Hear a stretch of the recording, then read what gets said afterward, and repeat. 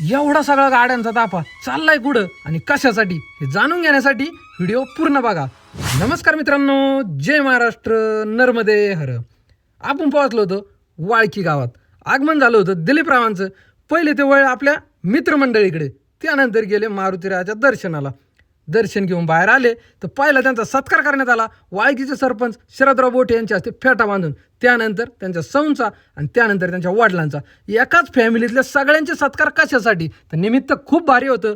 वाळकी गावचे सुपुत्र माननीय श्री दिलीप तुकाराम कासार यांनी आपल्या भारतीय सेनेमध्ये 20 वर्ष सेवा पूर्ण करून आज आपल्या घरी ते सुखरूप पोहोचले ते. आणि त्यानिमित्तानेच मित्रमंडळी, पाहुणे मंडळी, गावकरी मंडळी ह्या सगळ्यांच्या उपस्थितीत त्यांच्या सेवापूर्ती सोहळ्याचं आयोजन झालं होतं. आणि त्यामुळे ती रॅली निघली होती आणि गाड्या पण त्या रॅलीतल्याच होत्या बरं का.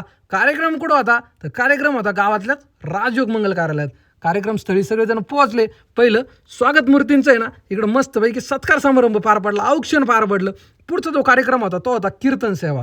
महाराष्ट्राचे ख्यातनाम कीर्तनकार संग्राम बापू भांडारे यांची कीर्तन सेवा आज आयोजन केलं होतं. एवढा सगळा सोहळा बघून मला लय वाटलं भारी, म्हणूनच मी म्हणतो रामकृष्ण हरी. आणि माझ्यातर्फे आणि आपल्या सगळ्यांतर्फे दिलीपरावांच्या भविष्यासाठी, भविष्याच्या आयुष्यासाठी, आरोग्यासाठी त्यांना आपण सगळेजण शुभेच्छा देऊया आणि एकदा सगळेजण म्हणूया भारत माता की जय. धन्यवाद.